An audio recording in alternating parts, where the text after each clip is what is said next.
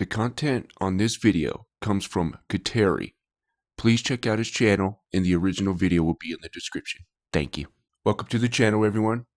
Today we're going to be reacting to World War Armageddon, Trench Crusade lore breakdown from Kateri. I hope I'm saying that name right. I apologize if I'm not. But anyways, so we're going to check out Trench Crusade.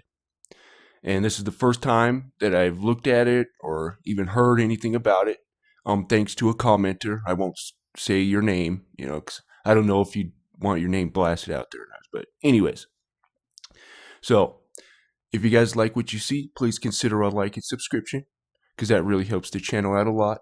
Also, I do Warhammer 40k lore and the Bible shorts, so if you want to check those out. And I might start putting them on TikTok as well, so we'll see how that goes. Anyways, so we're going to get started here. Also, I do want to say I am a Warhammer 40k channel, so it will mostly be Warhammer 40k. Also, I'm going to take out the Warhammer 40k part on the titles because I never have enough room to put the titles, of other people's videos and stuff on there. So it's just going to be Christian Reacts. So that way I can fit the whole title on there. Anyways, let's get started. Oops. August 12th, 1099 AD.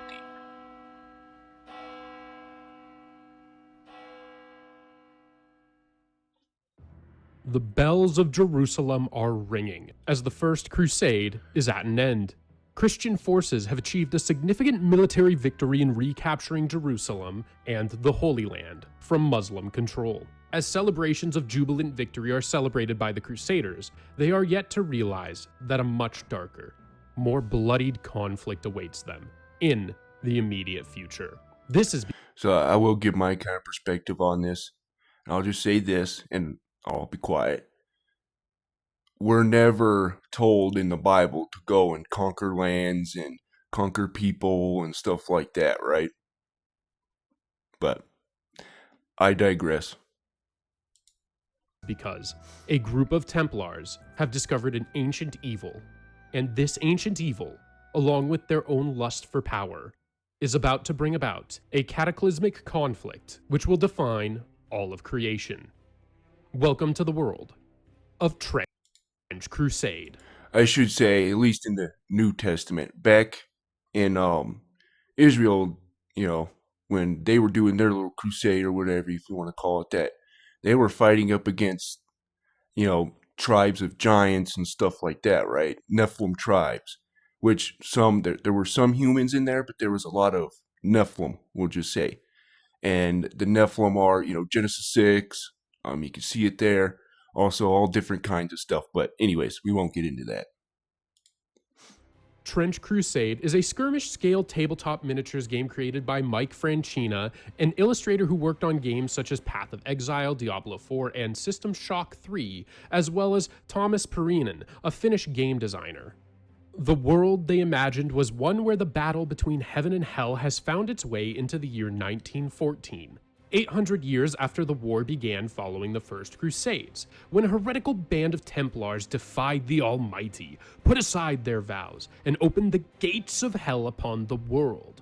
The result is a grimdark universe of such what's interesting is the Bible talks about, have you opened up the doors to death, or the gates of the shadow of death, or the land of the shadow of death? And then Jesus says, right, upon this rock I will build my church, and the gates of hell shall not prevail against it. So that's very interesting. So there are gates out there that you can open, which is in-depth crazy. And exceptional lore that I felt it was worth taking a deeper dive into this world for both myself and curious viewers such According as to the yourself. Bible, anyways. A quick note on what this video is and is not. This video is an organized gathering of the canonical lore from the official lore primer and playset rules. It is not an introduction to the actual tabletop game, but only the lore it is centered around. This video is also not fan fiction. It is a reorganization and paraphrasing of official source material. Any speculative lore will be made clear that it is indeed speculative. Sorry, Otherwise, myself. it is canonical and directly pulled from the source material.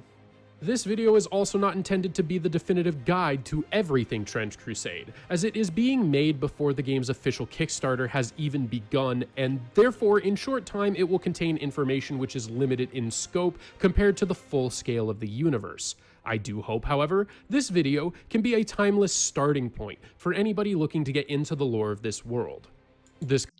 I wonder how they're gonna do the demons, where the demons and who the demons are and stuff like that. I'm kind of interested to see. Content was also created for a very mature audience, so viewer discretion is highly advised. So if you don't know, demons in the Bible, they're not, well, according to the sense of the word evil spirit, fallen angels are evil spirits, right? But the demons that we think of, these weird looking guys, right, are the Nephilim. And Enoch tells us that since the spirits, they are the spirits of these, or the children of these watchers, right? In Genesis 6, you can read it there. It says the sons of God came down, mated with women, all that, created the giants. But it also goes in, like in the book of Jasher, where they taught men to mix species together and all that. So it's, the Nephilim is kind of like an umbrella term for all these guys.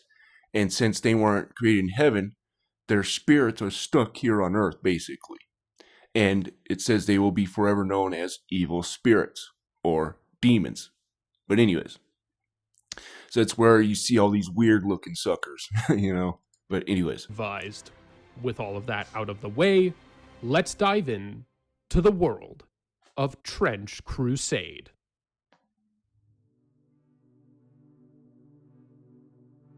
The First Crusade, launched in 1096 and concluding in 1099, was a pivotal military campaign initiated by the Catholic Church to reclaim Jerusalem and the Holy Land from Muslim control.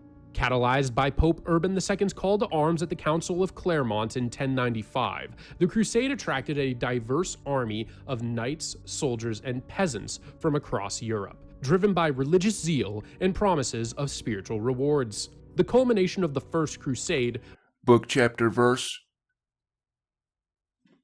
Right? Book, chapter, verse. Tell me where that's in the Bible. But anyways, I digress. Was the siege of Jerusalem in 1099. After a protracted and brutal assault, the Crusaders breached the city walls and took control. The establishment of the Crusader states, for us going out and Kingdom of conquering lands Jerusalem, and stuff marked the like successful conclusion of the First Crusade and initiated a period of Latin Christian rule in the Holy Land. The story of the Trench Crusade universe begins following the conquest of Jerusalem. Following the conquest of the Holy City, the Knights Templar discovered a demonic artifact beneath some of the ancient temples, which corrupted the Templars who discovered it. And these Templars began communing with the demons who spoke through the artifact and performing unholy religious rites. This event is known as the First Heresy. The lore also references an event. And what's kind of cool is that you hear about these garments of Adam or whatever. And the book of Jasher talks about how Nimrod got a hold of these. And it made them like stronger, it seems like, in the text. So, anyways, I digress. Event known as the Act of Ultimate Heresy, which opens the gates of hell upon the world. Although there is no reference.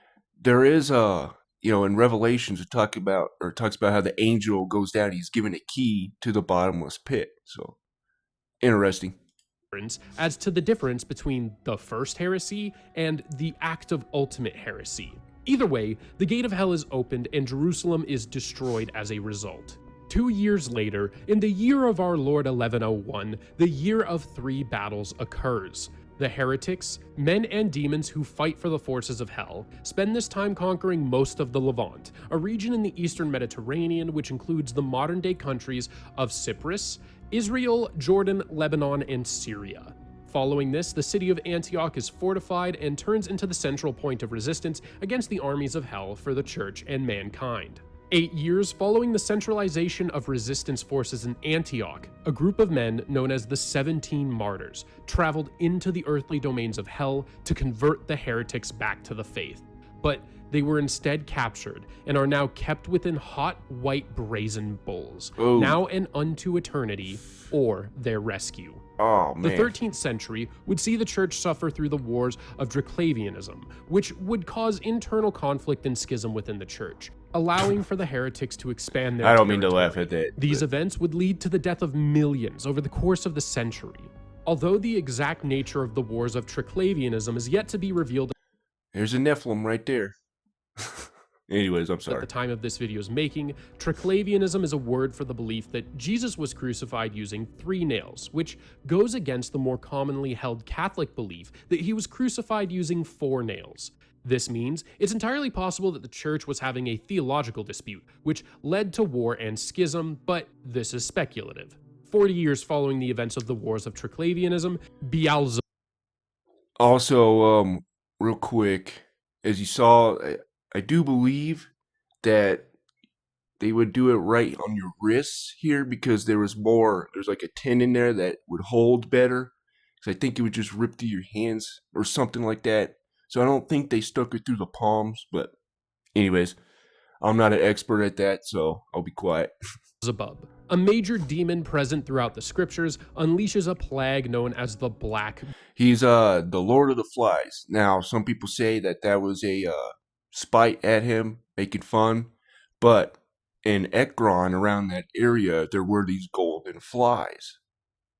So, you could think of it, like how Nurgle is called the Lord of the Flies. This god, Beelzebub. And it could be connected to Baal, too. So, there is that. But he would heal you of your diseases and stuff like that. Anyways. Grail upon the world, turning tens of Basically millions the of people disease into god. metastasized vessels. The Black Grail's timeline is the same as the timeline for the Black Death or the bubonic plague in our timeline.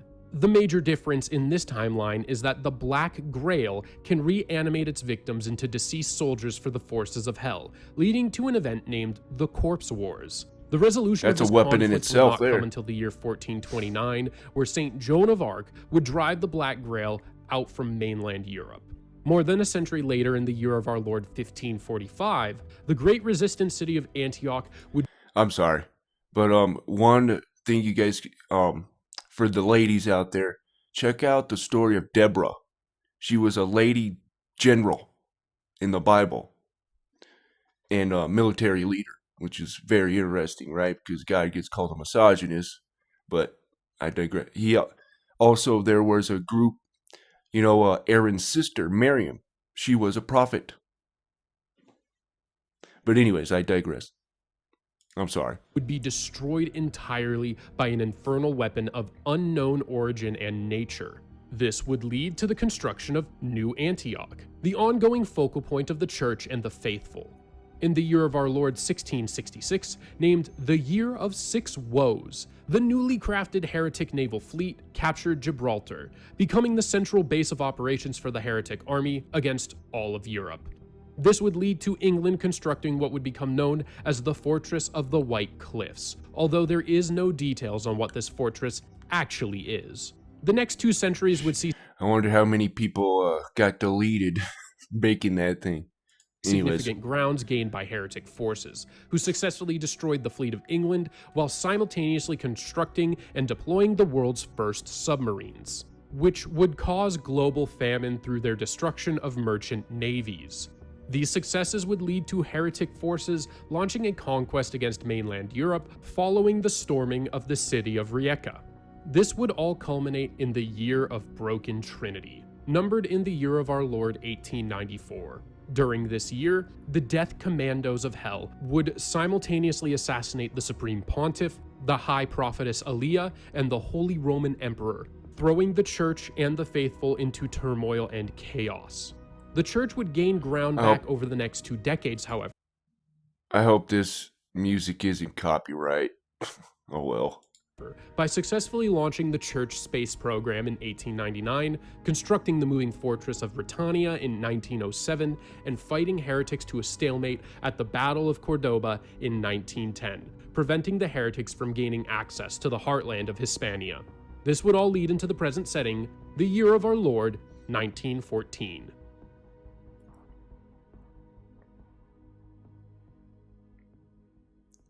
You have to think that with all that coming, that there'd be technological advances like never seen Trench before. Crusade takes place in a World War I trench war. Like in World War One, we had technology and stuff like that. But if you had like demons coming after you, you'd be like inventing a lot of stuff. You know what I mean? Anyways, Warfare setting. The following map, courtesy of Reddit user Deditrans Potashi, shows the general geographical area that the lore and Crusade encompasses. Technology-wise, the power of both Heaven and Hell allow each faction to have unique sets of ancient and modern weaponry. Thanks to the devoted followers of Saint Eligius, the patron saint of metalworkers, the Holy See's weaponsmiths and armorers were able to create steel alloys imbued with divine radiance, metals more durable than standard steel.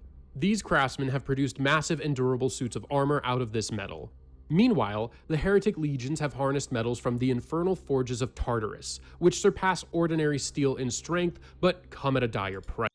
Tartarus is the prison house, right? It's also called the bottomless pit, the abyss, stuff like that. So it's a prison house for the weapons or uber evil guys, right? The top dogs. Donning these cursed armors inflicts searing damage on both body and soul, resulting in perpetually festering wounds that never heal. Because of these breakthroughs, melee combat is quite common in the Trench Crusade. However, rifles, machine guns, grenades, and artillery are all commonplace as well. There are also religious items, such as the helmets of the observers of the Synod of Strategic Prophecy, which allow them to hear the voice of God, which imbues great power at great cost. This is only one example of how the faction's powers and abilities create unique and esoteric lore for units and thus creating a unique brand of warfare. So that's cool. So each has their own like different duties and stuff like that. Kind of like, Warhammer 40K. So that's pretty cool.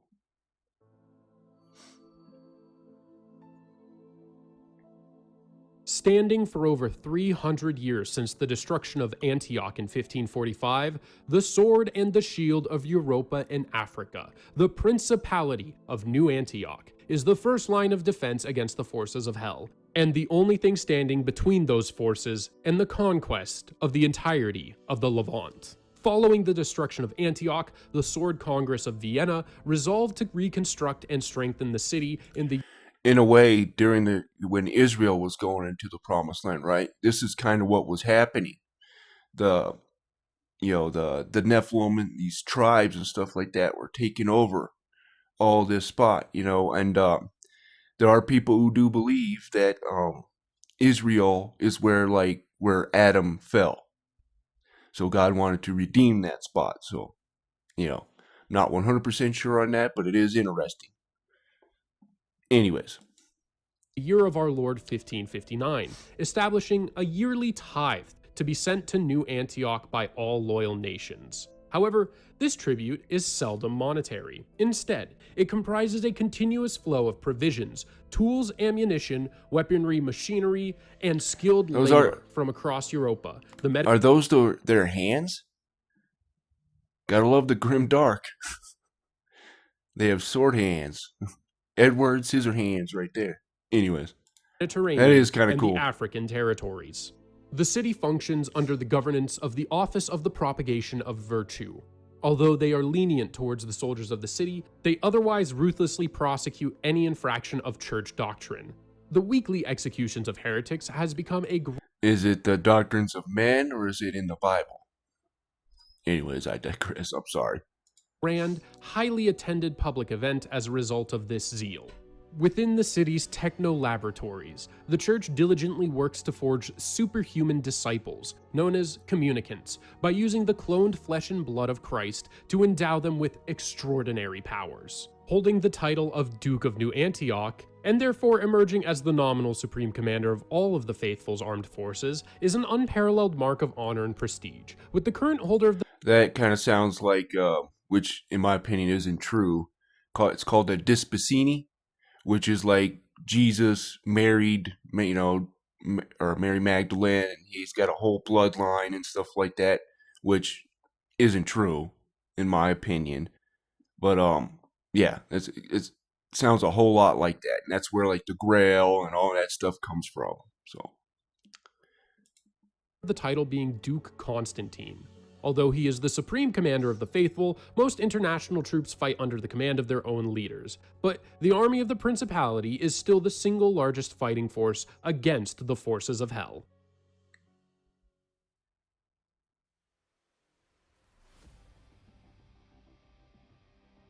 The Observers are an order of warrior monks who spend almost the entirety of their lives within the Temple of the Word, where, in absolute solitude, they sharpen their minds to become the ultimate weapons in the hand of God.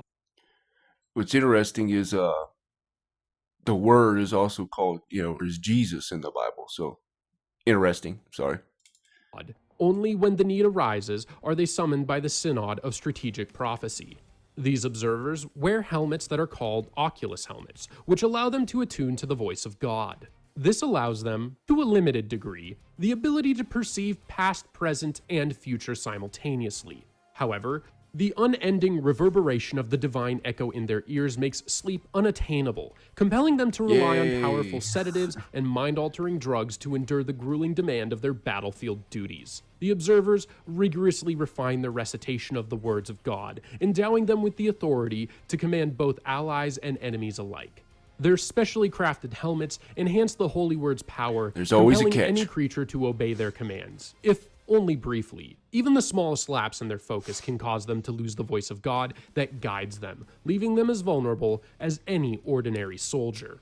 As the war against hell raged on, the faithful encountered a nigh impossible problem to solve. So I'm guessing this is like the bulwark in Warhammer 40k, I'm guessing, right? To the supernatural power of the gate to hell, the vast majority of individuals could not approach it, meaning that the faithful could not take the fight against hell to hell itself. In order to combat this, the church began a secret program intended. I wonder could they be like the scouts in the Space Marine Army? The observers be like the scouts? I don't know if there is anything you could compare it to in Warhammer 40k. Anyways, I'm sorry. To create warriors of such physical prowess and internal holiness that they could undertake missions within the very depths of hell.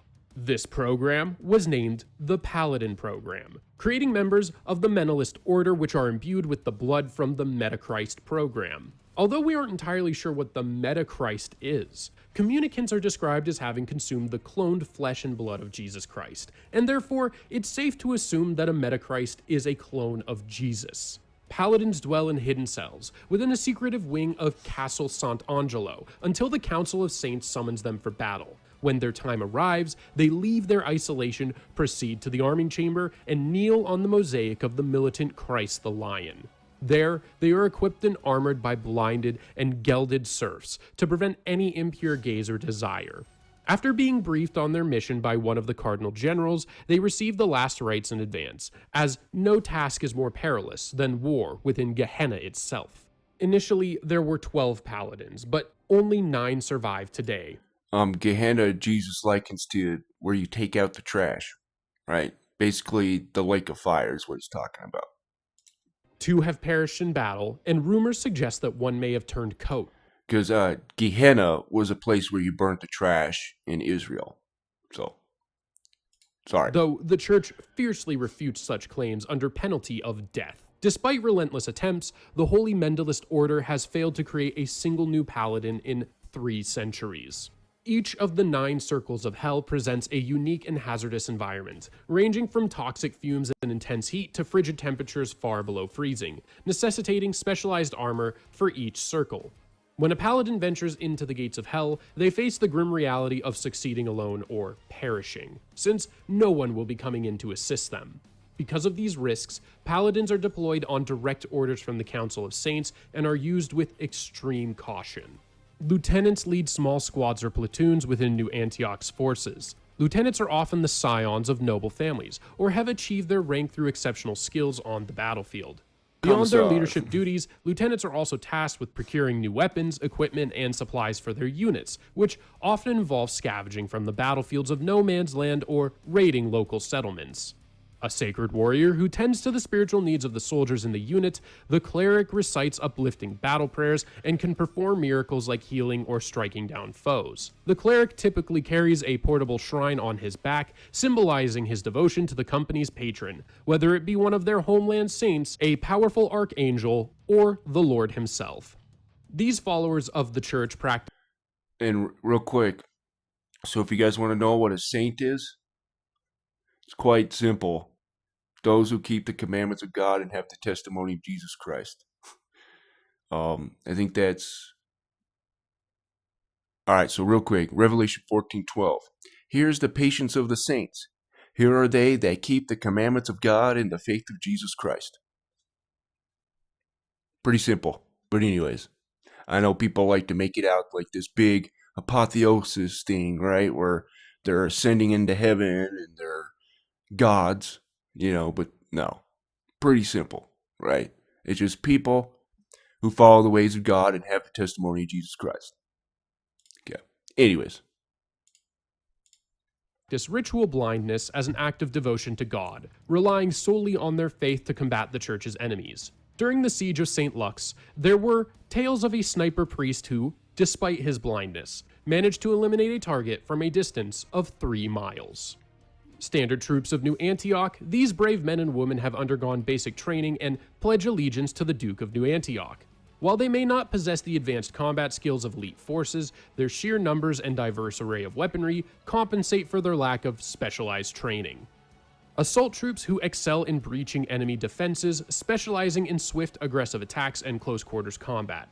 They are adept at integrating various combat techniques and using fireteam strategies effectively. Combat engineers focus on demolishing bunkers, locating minefields, and constructing battlefield positions. They are equipped with close-range weapons and reinforced steel armor. Despite the high casualty rate within their ranks, they view it as a privilege to serve and sacrifice for New Antioch and the church.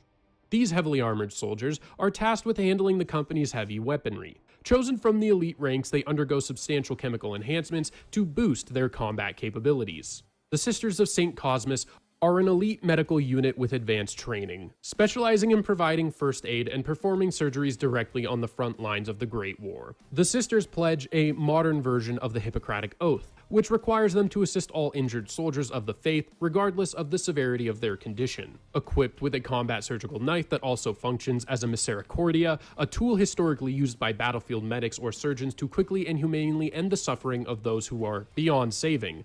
They are skilled in both saving lives and ending them, for those found wounded in no man's land.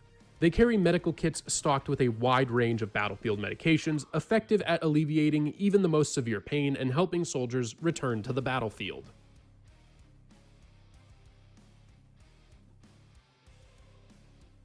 The Papal States forces, which answer to the Supreme Pontiff of Rome rather than the Duke of New Antioch, are... I wonder how many principalities there are. He was probably going to say that. Sorry. Occasionally sent to the front lines for specialized missions, such as tracking down and neutralizing high-profile heretic leaders or retrieving spiritually significant artifacts. They are commanded by warrior monks and priests chosen personally by the Pope. What we know in our world as Ireland, Ire is a bastion of the church and a staunch adversary of the forces of hell due to relentless and destructive raids by the heretic navy. The Emerald Isle has suffered from famine, been devastated by the Black Grail, and faced a full-scale invasion targeting the renowned House of Manuscripts, which houses many sacred texts. After enduring a century of fierce battles against the invaders, the warriors of Ire have become experts in guerrilla warfare. The elite warrior hunters of Ire are often viewed as godless troublemakers, but their skills as skirmishers make them valuable recruits for warbands that journey to New Antioch to combat the enemy. These warriors display grisly trophies, such as the skulls of their fallen foes, in a manner reminiscent of their pagan forebears, much to the disdain of the church. When the poet King O'Connor sends his renowned rangers to support the Principality of New Antioch in lieu of paying the annual tithe to Vienna, the Duke eagerly accepts these formidable fighters in their place. When there is a requirement to neutralize a formidable enemy stronghold or launch an assault on a particularly formidable defensive line of trenches, the Duke of Antioch frequently relies on the renowned shock troopers units from the Free State of Prussia.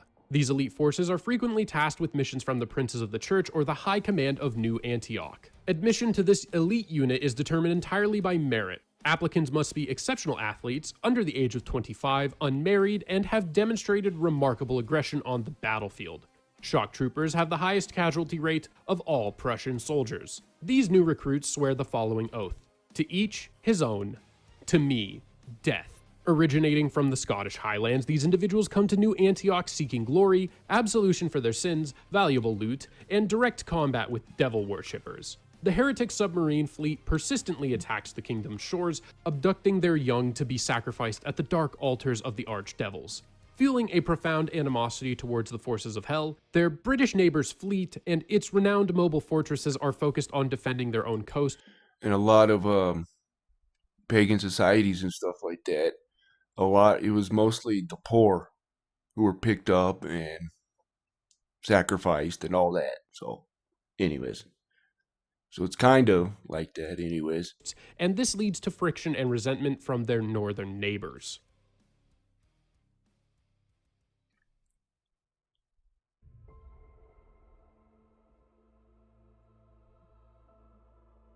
It is a stark truth that a third of humanity has bowed down to the idols of hell. The primary earthly military force of Satan, the Heretic Legions, is composed of individuals drawn from these condemned souls.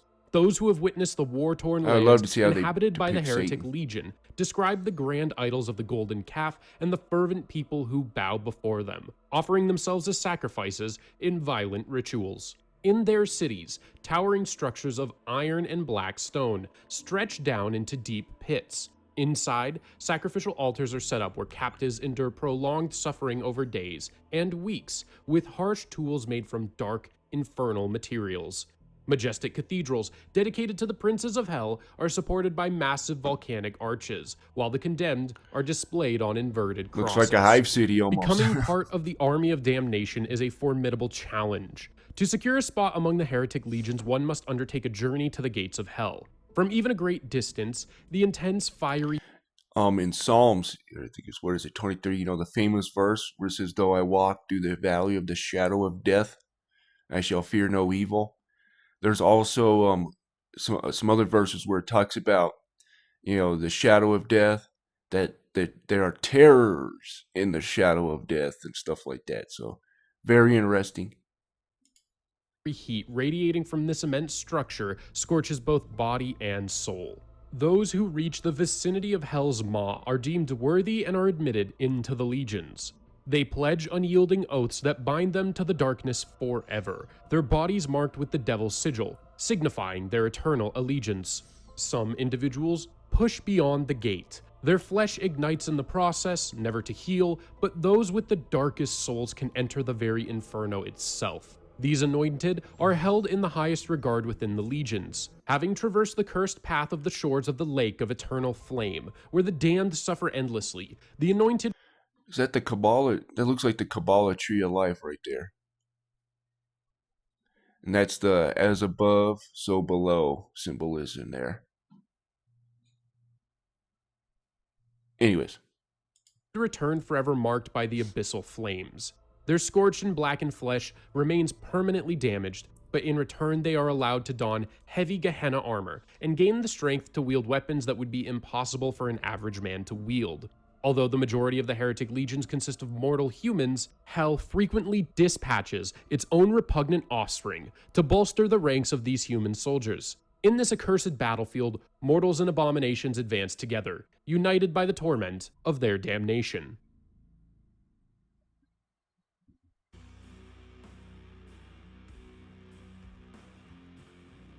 Making up the majority of the Heretic army, Heretic troopers have seen the gates of hell and survived, damning them for all eternity. Heavily armored and protected assault troopers, the anointed heavy infantry have scorched and blistered skin from their ritual journeys to hell and back. Warwolf assault beasts charge through the miles of barbed wire to clear paths for the Heretic infantry. Their designed head is built to slice through the obstacles effortlessly. Artillery witches roam the battlefields, launching munitions created in the death factories of Hell's third circle. They are entirely silent, and their faces have never been seen, with speculation that they may not even be alive. They can summon an endless supply of infernal bombs from a self-conjured portal to Hell. From a young age, A chosen few heretic youths are sent beyond the gates of hell to be trained as death commandos. Residing in the seventh circle of the Inferno, they receive instructions in the lethal arts of assassination They from must the have better swords armor of than history's the most humans. notorious killers whom are trapped in hell. Additionally, they are taught martial skills by the elite guards of Archdevil Baelith, and their Tartarus claws are drenched in lethal poison from the water. Kind of reminds me of Warframe a little bit. The weird designs, like this one right here, definitely reminds me of Warframe. Anyways, Of the river Styx. At the conclusion of their training, the tongues of the death commandos are Warframe the ceremonially game and removed, anime. that they may never share the tortures they've endured. Instead of speaking, they use a sophisticated system of cryptic hand signals to communicate with one another. Among the most notorious death commandos are Cain, the man who committed the first murder by killing his brother Abel; Barabbas, the murderer whom a crowd chose to free over Jesus Christ before the Lord's crucifixion; and Haman, the man who attempted... He actually did come, if I remember correctly, I may have to read that, but I remember him actually repenting of that and stuff like that, and being a you know, anyways. I lost my train of attempted to thought have there. all of the Jews in the Persian Empire killed But I do before believe he he was stopped did by Queen Esther. believe in It Jesus is unknown if the after three a men in the while. lore are exactly the same as their biblical namesakes. These three men, in the year of check our that out Lord while this is 1894, executed the Supreme Pontiff, the High Prophetess Aliyah, and the Holy Roman Emperor in a coordinated strike. This caused chaos within the church forces and enabled the legions to swiftly advance across the Levant and Europe. Due to the YouTube terms of service, I won't be going over the choristers. If you'd like to know more, you may look them up in the lore primer in the comments. I love it, Read up huh? on them, you'll understand why I didn't include them in this video. Probably a good The thing. leaders of the heretic army's warbands, the heretic priest is one who wields various dark magics, invoking terrifying demons and creatures through goetic spells. Typically, they are bound to a demon lord in hell. The profane gospels they chant instill such fear in church forces that they can cause physical damage to the faithful. Yes. So Barnabas was an early follower of Jesus. Okay. The heretic fleet Had to make functions sure. as a semi-autonomous force, led by its high captain and various admirals. The heretics maintain their own marine infantry, which frequently operates in small groups to penetrate deep into enemy territory and carry out hit-and-run missions. They are constantly searching for captives, loot, intelligence, supplies, rare art. It'd be cool if you had those like old school Greek, ramming boats. You know how naval battles used to be? That'd be crazy right there. Anyways, I'm sorry. I don't know why I even brought Artifacts that up. and opportunities to showcase their cruelty and savagery. One of the most fascinating units in the Trench Crusade universe. Trench ghosts are the results of heretic troopers dying on sacred ground or in the presence of an untainted holy relic, causing them to become ensnared between realms. Belonging to neither heaven or hell, these trench ghosts become undead, attacking both the faithful and heretics alike while... That's interesting because that talks about how, the Nephilim, the spirits, they weren't in heaven, they weren't made in hell or whatever, so they're just kind of stuck on earth. Oh, and they can, God sends them to hell, at least in the book of Jasher, like 90% or something. Anyways. But there's these group of giants called the Raphaim, which Rapha means, or the root word is Rapha, which means to heal. And you can go look this up in the Strong's Concordance. Rapha means to, or Raphaim, literally means to invigorate a giant. Or the undead, to heal, to repair, and stuff like that. Very interesting. And these are some of the entities that Israel was battling against, going into the Promised Land. Following orders that no living being can hear. Their faces are obscured by gas masks that serve no purpose for them anymore, as their bodies and minds are condemned to endure the horrors of war forever. Legends speak of numerous trench ghost warbands that haunt no man's land, but the most renowned are known as the Ghosts of Tannenberg.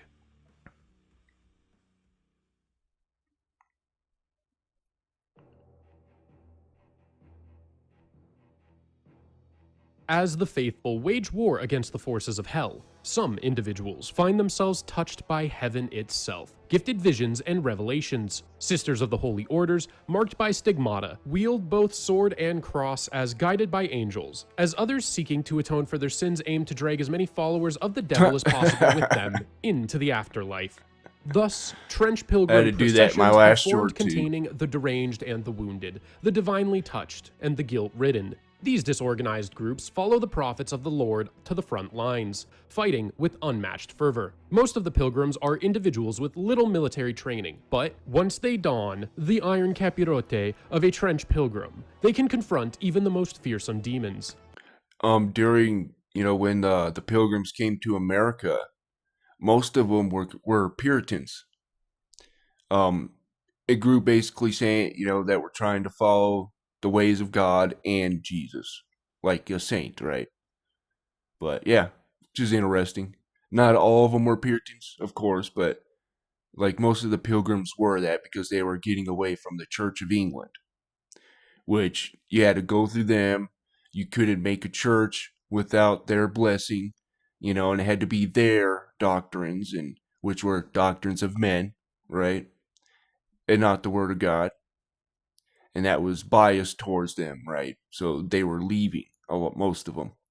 But there were a lot of people just leaving England or the English church, So, anyways, I digress.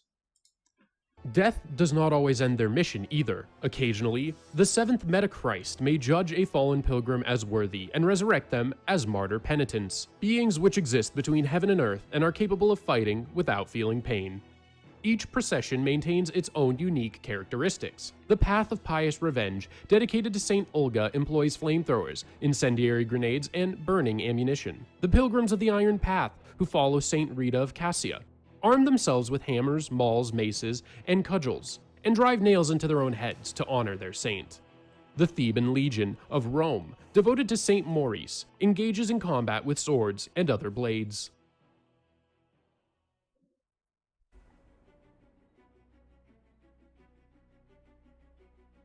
A formidable leader, war prophets are inspired by visions of Armageddon. Their sermons and prophecies motivate the pilgrims to move from one battlefield to another, aiming to counter the forces of Satan and achieve martyrdom through combat. Assigned with instilling the fear of God among the troops, castigators are officers of orthodoxy, whom ensure that the soldiers remain righteous while disciplining those who stray. They are shielded by their steadfast faith and the saints they venerate. Communicants are individuals who have ingested the flesh and blood of a Metachrist, empowering themselves with the divine essence, causing them to increase in size and for their wounds to begin healing miraculously. Even though they are blinded, their vision is remarkably enhanced, with blessed crosses nailed through their eyes to signify this blessing. On the battlefield, they serve as line breakers and protectors for prophets and castigators. A sacred warrior of the trenches, a trench pilgrim believes it is his spiritual duty to journey to holy battlefields and combat the Heretic Legions. Either captured foes of the true faith or volunteer sinners, ecclesiastic prisoners are chained individuals who advance through the Great War with the fervent hope that their sacrificial charge will somehow purify their corrupted souls. They charge in with an explosive device to bring forth an explosive martyrdom, although some manage to survive the blast and continue the battle. The stigmatic nuns are devoted holy sisters who bear the stigmata, wounds identical to those of the third Metachrist and tiggle bitties. Stigmatas are physical wounds, scars, and pain that manifest in places mirroring the crucifixion wounds of Jesus Christ, with the most well-documented stigmatic of our world being that of Saint Padre Pio. The stigmatic nuns excel in close combat, and their devotion to suffering turns their wounds into a source of power beyond that of ordinary humans. They venture across no man's land without fear, praying for wounds that honor the Redeemer, which then transform them into instruments of divine vengeance. A massive suit of armor, powered by diesel and faith, shrine anchorites are towering metal giants, standing about 12 to 15 feet tall, serving as formidable war altars, nearly impervious to damage. Goliath was around 9 to 13 feet tall, depending on who you talk to. And then he supposedly had brothers who were taller than him, because David had like 5 rocks, right? And he had like other brothers, I guess. So, anyways. Inside, the anchorite is lined with spikes and barbed hooks, keeping the monk goes with the Nephilim tribes that were there, right? The Philistines had them. Like Goliath wasn't the only one, right? There were many. The Bible talks about many. Like later on, it talks about how they were battling giants of the son of Anak and stuff like that. So, Anyways. Pilot in a continual state of suffering, which they embrace to mirror the pain of their lord. The outside is adorned with religious icons, sacred relics, and prayer scrolls, all in line with the customs of the Pilgrim sect to which the anchorite is dedicated. Hundreds of these battle machines were created under Saint Methodius's supervision, but the knowledge of their creation has been lost since the monastery was ruined by a Death Commando attack. Upon the passing of the monk or the nun whom pilots the anchorite, whether by battle or by age, their remains are carefully collected and preserved in reliquaries attached to the anchorite, turning each of these war machines into a tribute to its enduring history of combat against the forces of hell. Each anchorite wields an adamantine Catherine wheel and a bonebreaker mace to unleash divine wrath upon sinners, heretics, and apostates. As an act of devotion and penance, it is a widespread tradition for trench pilgrims or stigmatic nuns to be broken by the wheel and spend their final battle mounted upon it. This act symbolizes their readiness to endure suffering for their sins and is believed to provide spiritual protection to the anchorite. Although the church disapproves of this practice, pilgrims eagerly gather around their anchorites before any battle, hoping to earn the privilege of dying on the wheel. Jeez. Gotta love the grim dark. Trench pilgrims from the procession of the Sacred Affliction are renowned for their ability in close quarters combat. Their armor is adorned with religious icons and their shields display images of the saints which are resistant to machine gun fire. They carry millstones on their backs, which they use to bind around the neck of sinners before submerging them in the mud and blood of no man's land. They also do not cover their faces, believing that faith alone is sufficient to face the terrors of hell. The Cavalcade of the 10th Plague, named after the final plague in the book of Exodus, which brought about the death of Egypt's firstborn sons, traditionally sacrifices lambs before engaging in battle, using its blood to anoint themselves as a means of protecting against divine wrath. Which is very interesting. God used, in my opinion, Ra, right? Because the Assyrian in the Bible is mentioned a lot, right? And you'll see he's connected to Ra. And, of course, we got Isaiah 14, Hallel ben Shahar, right? Lucifer, son of Shahar, or the dawn, son of the dawn. And Shahar is a Canaanite god for the god of the dawn. And later on, the Assyrian is mentioned in there, right? And in my opinion, who's connected to Ra. But you'll see, and he's also named the Destroyer. And it says, like, it is in his heart to destroy nations, not a few. So he's literally labeled the Destroyer. And what you see in the Exodus, you know, with the Passover, right? Putting the blood on the, the doorposts and stuff like that. It says, so you don't suffer the Destroyer. So very interesting. Devoutly adhering to the traditional interpretation of the holy text, they reject the new doctrines introduced by the Metachrist. Shows you how much they care. Additionally, they capture communicants from other processions and compel them to fight for them as penance for being born out of sin.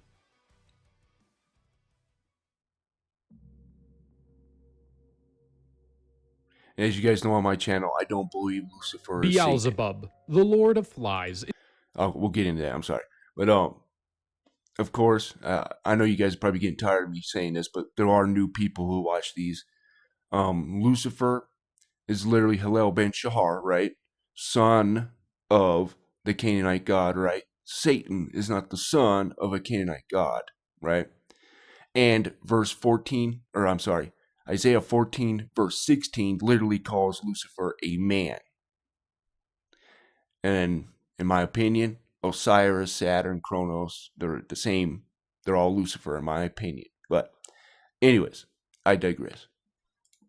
Is distinct from other Hell Lords who primarily operate through their mortal agents. When he rises to dominance in the fierce conflicts among the Archfiends, he unleashes his most lethal curse, the Black Grail. The Black Grail harbors a relentless enmity towards all living things, infecting nearly all biological material and causing it to erupt with tumors and boils. It annihilates the body, while leaving the mind intact to endure the agony. Despite intense efforts by the church's scientist priests and the Sultanate's alchemists to find a cure for this vile disease, they have so far been unsuccessful. The only known remedy is to incinerate the infected settlements with specially designed flamethrower tanks that use consecrated oil as fuel. If this method is not employed, infected bodies of humans, horses, dogs, insects, and various animals rise again, driven by a demonic force to carry out Beelzebub's will, forming Raphael. warbands to seek out and infect other life forms, and collect valuable items and gruesome trophies, which they present at the feet of Beelzebub's idols. Leading these warbands are the Knights of the Order of the Fly. There were druids that when they would go to battle, they would take these instruments with them. That was very interesting there. And they would have these instruments. They would play the drums, different kinds of instruments. And it would be like very like, like scratching your nails on a chalkboard type of stuff. Anyways. Degenerate individuals I that believe it willingly was the accept the Druids Black who did Grail that. and whose devotion is deemed adequate by Beelzebub. In return, they receive weapons, armor, and gear tainted by the Archfiend's influence, in exchange for sacrifices made at the altars of Beelzebub.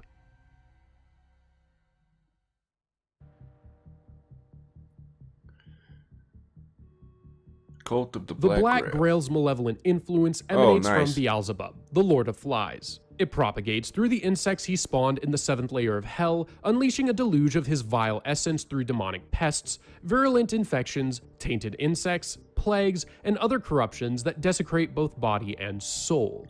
Among those unfortunate enough to fall Boomer under the incoming. Black Grail's sway, some are tragically transformed into grotesque winged insects composed of bloated flesh through a harrowing fusion with hellflies. This agonizing transformation renders them heralds of Beelzebub, serving as winged scouts for the Order of the Fly. Heralds stand as the vanguards for the Black Grail, their resonant wing buzz instilling profound terror in their adversaries, eroding their concentration and resolve. They wield ancient weapons teeming with demonic worms that disseminate disease. Each tainted bullet possesses a sinister sentience, seeking out any fissure in the enemy's armor in order to penetrate the nervous system and infect its target. There are some individuals whom, upon the arrival of the Black Grail, called out to Beelzebub, hoping that the Lord of Flies will spare them if they offer worship and servitude. These individuals' pleas are ignored. However, a handful of mortals, extremely rare, truly embrace Beelzebub's vision of a world ending in a rotting, parasite-infested mass, perpetually plagued by the Black Grail's curse. Among these twisted souls, the most depraved are selected to join the ranks of the unholy Order of the Fly. Those souls are known as Plague Knights. Plague Knights rise through the Order of the Fly by So in that Ekron thing, there was a cult called the Cult of the Flies. So that's why I kind of think that Beelzebub was kind of his own god or principality, if you want to call it that. So I do think that he was probably the plague god or something like that. I don't know if he's Baal or not. There are connections to it. Or Baal Hadad, I should say. Anyways, so Baal Hadad is the one that Baal, or in the Bible, is talking about. That makes forming sense. as many living beings as Anyways. they can, which increases their rank and earns them more favor from Beelzebub. Of the most renowned Plague Knights, there exists a dozen, a number which exists in mockery of the Church's paladins, and they are honored as the Fly's top champions. They live in Ekron, Beelzebub's city, a horrifying place that even heretic lords stay away from. Most individuals who are infected with the Black Grail are turned into Grail thralls, joining the vast army of Yummy. hollow, infected beings who are doomed to serve the Black Grail's nobles forever, suffering from numerous supernatural afflictions. Look at him cheeks. Dude has cancer in his cheeks there. Anyways. A high-ranking official, the Lord of Tumors spreads decay and corruption to both allies and enemies. They enter a trance-like state to communicate with the Lord of Flies and are able to channel the power of the 7th circle of Hell. Only the most resilient human followers can endure the blessings of the Black Grail. Those who succeed are elevated to the Corpse Guard. Is that like a bug attached to it, or like a parasite type thing? You see kind of, like, is that its leg? Yeah, I guess that's got to be like a parasite type thing, huh? Interesting. Serving as elite bodyguards to the Black Grail's nobility. Should they prove their worth through exceptional service, they may eventually be granted entry into the ranks of the infernal nobility. Decayed canine carcasses infested with maggots and flies, the Hounds of the Black Grail carry out the It's Resident Evil all over again, man. faction's unholy mission. Their purpose is to roam no man's land, spreading disease and plague in the name of their dark master. An amalgam is a huge mass composed of dozens of infected fallen warriors, insects, mammals, and other living creatures that fell victim to the Black Grail's torment. These monstrous forms move across the battlefield like immense, bloated heaps of disease.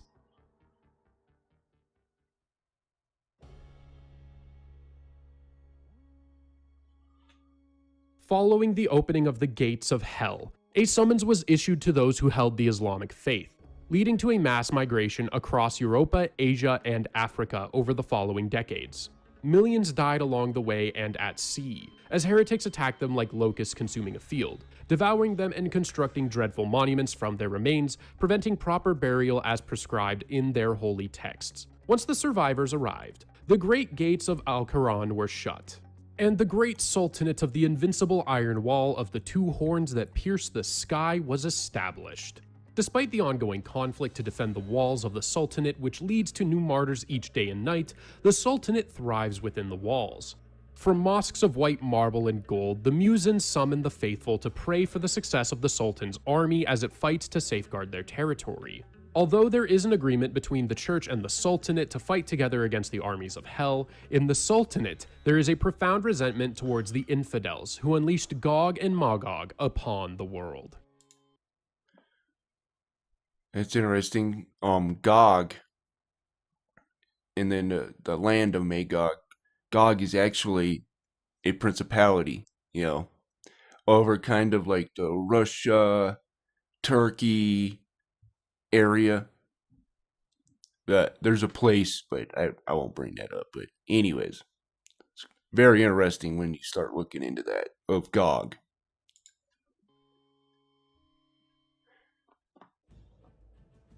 Because he's in the New Testament and the Old Testament. Military expeditions across the Great Iron Wall into no man's land are led by field officers known as Yuzbashi, chosen solely on merit rather than family background or wealth, often promoted from the Janissary Corps. Enhanced by Jabrin alchemical arts and mystic conditioning, Yuzbashi face enemies fearlessly, as their mental hardening makes them indifferent to pain and ruthless in battle. They are equipped with exceptional armor made of meteoric iron. What's interesting, there were Christians, that are, in the Janissaries, like they were like a Muslim guard, I do believe, or something to that extent. I did a Maccabean Janissaries video for Warhammer 40k, and I showed it there, but I can't remember too much about it, so I need to look that up again. Anyways. Silver-gilded carbines with alchemical ammunition, and kill-edged swords inscribed with golden calligraphy. The most formidable carry hand cannons that also serve as halberds and may wear cloaks of their greatest kills, such as chimeras, to protect against Shaitan's power. Success earns Yuzbashi the Sultan's favor, bringing honor, Damascus steel weaponry, and access to Jabrin alchemical wonders. Hunting is also esteemed among their ranks, and artificial birds of prey and automaton hounds are used as effective weapons of war alongside the Yuzbashi. Alchemists are mystical practitioners. So if you saw that bird there, that was a woman, would you say? Those would be called sirens, right? And the Book of Enoch, it talks about how the females who mated with these angels became sirens. And sirens were like these bird/female entities. Anyways. And the screech owl, or Lilith in Hebrew, in the Strong's Concordance, you can go look that up, would be a siren. Of Isaiah the great Sultanate of the Iron Wall, trained in the House of Wisdom. Admission is open to anyone with necessary will and intellect, regardless of gender. Candidates face numerous trials on their way to mastery, only after 7 years of rigorous study under the scrutiny of the High Alchemist. And yes, there is a species of owl that's called the screech owl, but the Hebrew for that word is Lilith in Isaiah 34. Magi. Can an aspiring alchemist attempt the 3 trials required to achieve full membership in the order? The first trial involves crafting a suit of the alchemist's armor adorned with the seals of Solomon, allowing the alchemist to guard against even the grand mechanisms of hell. The second trial is to craft a Takwin servant, a homunculus imbued with artificial life and intelligence. This being will serve as a living tool for the alchemist. Though it resembles a small human, it can alter its body into a near-liquid state, allowing it to navigate alchemical chambers, even in extreme temperatures and dense poisonous fumes. Many aspirants fail at this stage, resulting in a malformed creature emerging from its golden celestial sphere, filled with animosity towards its creator. This monstrous failure will burrow into the alchemist's body, destroying their would-be master. The final test involves opening the third eye, which grants cosmic insight and the ability to perceive the fundamental elements of creation. Those who fail this test undergo horrific transformations. They are doomed to spend the remainder of their lives in torment, constantly screaming about the terrifying, unseen horrors now revealed to them. Out of compassion, alchemists who fail in this manner are often put down, though rumors persist of... You see this star right here? Looks familiar, but it's actually the star of Saturn. This is very interesting, but I'll keep my mouth shut on that one. Secret groups keeping these unfortunate beings alive for mysterious reasons. An alchemist who has successfully completed all three trials is a master of the arcane arts, able to control elements, craft mechanical devices, create artificial life, and develop weapons of immense destructive power. The Janissaries are the elite warriors of the Sultanate. They are made up of the young captured during raids beyond the wall and undergo stringent military training and indoctrination into elite warriors. Through spiritual and alchemical methods, their minds are subtly controlled and conditioned to ensure absolute and unyielding loyalty to the Sultan alone. Their physical traits are enhanced by powerful potions made by using the mystical Jabreen arts. Their elaborate armor is made from a special metal formula derived by the Sultanate's alchemists. They are safeguarded by strong talismans created by the blind thaumaturgists from the school of the meteoric omen. Equipped with Jezzail rifles, hand mortars, Yatagan blades, and a deep-seated devotion, the Janissaries are truly formidable adversaries. Deep beneath the golden gardens of Damascus, one can encounter the great alchemists of the Sultanate. Through the Jabreen technique known as Takwin, alchemists can generate artificial life, crafting a variety of bizarre and marvelous creatures and automatons. It is in this place and through these means that the Sultanate crafts the dreaded Lions of Jabir. Named after the fierce hunters of the plains, the Lions of Jabir can take on various forms. Each one is a unique creation, crafted according to the skills and artistry of the Jabreen scientist who designed it. The arcane techniques used by the alchemists come from the studying of the forbidden books of Solomon, and many alchemists lose their lives when their experiments go awry. Designing the Lions of Jabir is a challenging task with numerous variables to manage, leading to frequent deformities. The most tragic cases are those lions who experience profound existential anguish as they come to understand the terrifying nature of their unnatural creation. The Lions of Jabir are formidable adversaries and serve as the frontline force of the Sultanate's army. The Sultan himself is protected by a personal retinue of 77 colossal Lions of Jabir. Their speed and ferocity are nearly unparalleled, and some possess unusual abilities due to their alchemical origins. Many are adorned with armor fused into their flesh. So if you see anybody with these kind of veins, they're probably on steroids. Crafted with alchemical metals, inscribed with mysterious symbols, and elaborately decorated by the alchemists to conceal any flaws in their design. Ghost Wolves, the Secret Knives, and the Sultan's Wrath. These are the many names of the Sultanate Assassins, a legendary order of mystic warriors feared for their esoteric skills and ruthlessness. Though the Ismaili sect of assassins is considered heretical by many within the Iron Wall, a pact with the Sultan ensures they often serve in the Sultanate's warbands. These assassins possess the ability to manipulate space and time through sacred rituals and potent hallucinogens, allowing them to appear in multiple places at once, strike with incredible speed, and retreat in a flash. Their enhancements through powerful chemicals and potions makes them significantly taller, faster, and stronger than ordinary men. They carry out their duties and... I thought they were going to pull out the polymorphine like in Warhammer 40k, where they can transform into different stuff. Anyways. Service to the Sultan, executing ritualistic holy murders of his enemies. While skilled with various weapons, they prefer poisoned blades crafted in Alamut. These blades are coated with supreme poison, known as the Milk of Manat or the Cup of Death, which guarantees death upon contact with unprotected skin. Young assassins are raised in deep underground chambers on a bitter, toxin-rich diet that increases their poison tolerance. Their blood is used to create poisonous iron, which is forged into deadly blades with enchantments. The Sultanate's vast lands allow for the raising of large armies from its many provinces, with one household in 20 required to equip a soldier known as an Azeb. An Azeb, meaning unmarried, serve as light infantry on land and sea and defend the Great Iron Wall against heretic attacks. For elite missions beyond the wall, volunteers are called upon, drawn by the promise of fame and valuable loot. Azebs use varied weaponry due to their lack of. Can you imagine if there was like a gas mask vape like that? Looks like a vape, doesn't it? Anyways. Access to the elite arms and armor reserved for higher ranking troops. They commonly carry jazales with distinctive curved stocks, which are handmade and can be loaded with different types of ammunition, including rough bullets, iron nails, or alchemical silvers from the Great Iron Wall. Other weapons include curved daggers, scimitars, pistols, and sappers' tools. Azebs are seen as expendable, with their deaths considered a path to paradise. Despite the high casualty rate and the harsh conditions in the trenches, new recruits eagerly enlist for the chance to serve the Sultan, fight the enemy, and return home with glory and riches. The Sultan's sappers are tasked with operating the cannons of the Iron Wall. Due to the tendency of their powerful artillery to overheat, they are often marked by severe burns across their bodies. Many have perished while manning their guns, succumbing to the intense heat and smoke. Protected by the Iron Wall, the Sultanate has long excelled in artillery. However, the heavy siege guns on the wall are impractical for smaller expeditionary forces. In the year 821 of the Hijra, Sultan Bayezid III commissioned a new form of living field artillery. The Jabreen scientists of the Royal Artillery House, after centuries of experimentation, created the Brazen Bull, or Boha, a powerful creature of war. The Brazen Bull, equipped with heavy artillery like flame cannons and volley guns, and blessed with holy blades, is designed to be an unstoppable force of nature. The Brazen Bull is covered in intricately adorned bronze armor with thrice-hardened scales, inscribed with protective talismans and blessings. On the battlefield, beyond the Iron Wall, it is a fearsome and imposing presence. Acting as a steadfast, unyielding shield and tower, it leads the Sultanate's forces.